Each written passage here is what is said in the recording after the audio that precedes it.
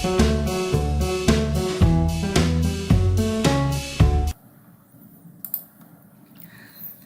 ទជំរាបសួរពុកម៉ែបងប្អូនយើងទាំងអស់គ្នាស្វាគមន៍កម្មកម្មវីដេអូថ្មីថ្ងៃនេះគឺខ្ញុំធ្វើវីដេអូដើម្បីជាការលើកទឹកចិត្តទៅដល់បងប្អូនទាំងអស់គ្នាដែលចង់ធ្វើការចាប់ផ្ដើមរកលុយជាមួយទៅនឹង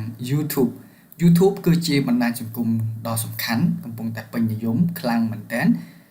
សម្រាប់បងប្អូនដែលថ្មីមិនដឹងថាតើហ៊ានបោះជំហាននៅក្នុងការរកលុយជាមួយ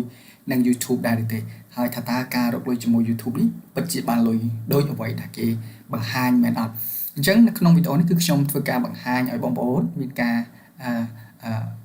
លើកទឹកចិត្តណាជាការលើកទឹកចិត្តបន្ថែមដើម្បីបងប្អូនអាចបន្តដំណើរជាមួយនឹង YouTube ឬក៏ចាប់ផ្ដើមធ្វើការសាកល្បងនៅក្នុងការថតវីដេអូរកលុយជាមួយបណ្ដាញសង្គមមួយនេះតែម្ដងអញ្ចឹងថ្ងៃនេះគឺខ្ញុំមកបង្ហាញអំពី channel 4-5 ដែរដែលជា channel ដែលគិតថាវាជា channel ល្អ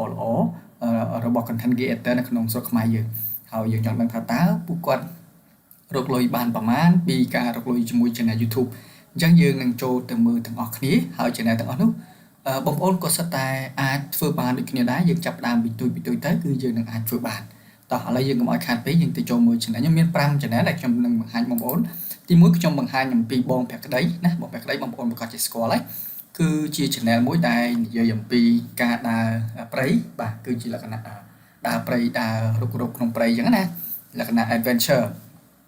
ចឹងគឺគាត់ដើរបោះតង់បោះអីក្នុងព្រៃចឹងទៅហើយមានអ្នកមើលច្រើនរបស់គាត់ដែរហើយមានអ្នកសាប់រហូតដល់ទៅ 368k អីចឹងទៅអញ្ចឹងយើងចង់ដឹងថាតើគាត់អាចរកចំណូលបានប្រមាណដែរក្នុងមួយខែសូមបញ្ជាក់ការដើរបោះតង់ក្នុងព្រៃបងប្អូនក៏អាចធ្វើបានដូចគ្នាដែរណាអ្នកនៅតំបន់ព្រៃភ្នំឬក៏អ្នកនៅតំបន់ព្រៃអីហ្នឹងគឺមានឱកាសក្នុងការដើរបោះតង់បែបហ្នឹងមែនតើអញ្ចឹងយើងចូលទៅមើលទាំងអស់គ្នាថាតើគាត់អាចរកចំណូលបានប្រមាណតោះឥឡូវហើយយើងចូលមកយើងឆែកនៅក្នុងកម្មវិធីនេះ Social Blade នេះអញ្ចឹងនេះ channel របស់គាត់គឺគាត់បានបង្កើតនៅឆ្នាំ2019មានអ្នកសាប់រហូតដល់368 view រហូតដល់ទៅបច្ចុប្បន្ននេះគឺរហូតដល់ 35M បងប្អូនណាវីដេអូគឺមាន300វីដេអូជាងបាទអញ្ចឹងការបង្កើត channel មួយមិនមែនតិចទេណាគឺយូរឆ្នាំហើយគាត់ធ្វើនាំតែឈានដល់ពេលបច្ចុប្បន្នមានភាពល្បីល្បាញគឺតាំងពី2019មកម៉េះណាអញ្ចឹងឲ្យតែបងប្អូនចាប់ផ្ដើមធ្វើមិនយូរទេគឺបងប្អូននឹងអាចល្បីល្បាញក៏នឹងអាចរកចំណូលបានដូចគ្នាដែរហើយនេះគឺជាវីដេអូ original អញ្ចឹងចំពោះការ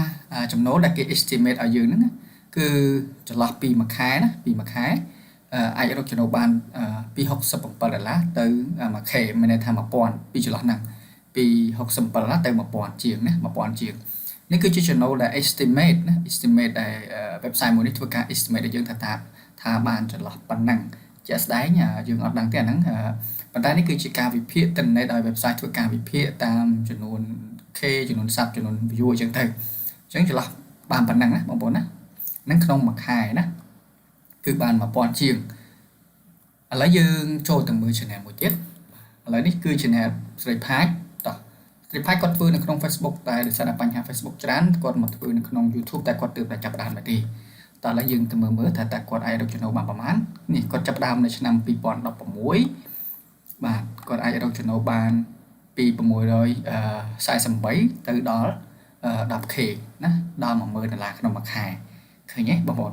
នេះគឺជា channel បែប food បែបធ្វើម្ហូបធ្វើអីខ្ញុំជឿថាបងប្អូនយើងស្រីដែលគាត់មានជំនាញហើយដែលគាត់តនេពីការងារឬក៏គាត់នៅតំបន់ព្រៃភ្នំក៏អាចចាប់ផ្ដើម channel បែប food នេះបានដែរគឺពេញនិយមមែនតើហើយអ្នកមើលក៏ច្រើនដែរគឺច្រើនជាសាសមិនមែនថាខ្មែរទេគឺក្រៅប្រទេសក៏មើលច្រើនដែរហើយ channel គាត់គឺគាត់ផ្ដោតទៅលើខ្មែរមើលប៉ុន្តែ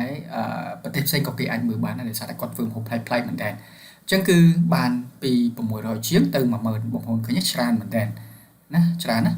ញ្ចឹង channel គាត់នៅធំដែរបងប្អូនណាធំដែរ 330k ហើយសាប់ channel របស់គាត់ធំហើយមានអ្នក view រហូតដល់ទៅ 88M ហើយអូ view ណា view 888លានណាច្រឡំអូខេ88លានហើយអញ្ចឹងចំណូលគឺចន្លោះប៉ុណ្ណឹង$10000ក្នុងមួយខែគឺច្រើនដែរបងប្អូនណាចន្លោះហ្នឹងអញ្ចឹងយើងទៅមើល channel ទី3channel នេះក៏ខ្លាំងដែរតែតទៅនឹង food ដូចគ្នាណាគឺក្មេងប្រៃនេះបងប្អូនមើលបងប្អូនតែឃើញតែធ្វើម្ហូបញ៉ាំហ្នឹងគឺល្បីខ្លាំងមែនទែន ឥឡូវយើងទៅមើលថាតើគាត់អាចរកចំណូលបានប្រមាណនៅក្នុងមួយខែដែរចំណែកប្រកបគឺបង្កើតឡើងនៅឆ្នាំ2016ដូចគ្នាហើយអ្នកសាប់ 2M ជាងមិនធម្មតាណា 2M 400M ហើយ view ណា 400M ជាងហើយឥឡូវហ្នឹងអញ្ចឹងយើងទៅមើលថាតើគាត់អាចរកចំណូលបានប្រមាណក្នុងមួយខែគាត់អាចរកបានពី900ជាងទៅរហូតដល់ទៅ 16k មានន័យថាពីចន្លោះ1000ទៅ10000ជិត20000អញ្ចឹងទៅក្នុងមួយខែដែលអាចរកបានណាបងប្អូនឃើញទេអញ្ចឹងនាំតែគេចាប់ផ្ដើមដល់ចំណុចហ្នឹងគេចាប់ផ្ដើមតាំងពីឆ្នាំ2016ម៉េះនាំតែគេជោគជ័យគេមានអ្នក follow ច្រើនមានអ្នកមើលច្រើនហ្នឹងណាអញ្ចឹងបងប្អូនដែលថ្មីចង់ធ្វើការសាកល្បងចាប់ផ្ដើមរកលុយជាមួយ YouTube បងប្អូនអាចចាប់ផ្ដើមពីឥឡូវទៅបានណាយើងធ្វើ 4-5 ឆ្នាំទៅគឺអាចនឹងមានអ្នកមើលច្រើនដូចគាត់អញ្ចឹងតោះឥឡូវយើងចូល channel Putro ណាបងប្អូនស្គាល់ហើយគឺ channel ដែលល្បីហើយយើងក៏សុំទោសទៅដល់ម្ចាស់ដែរតែយើងមកឆែកនេះគ្រាន់តែជាការ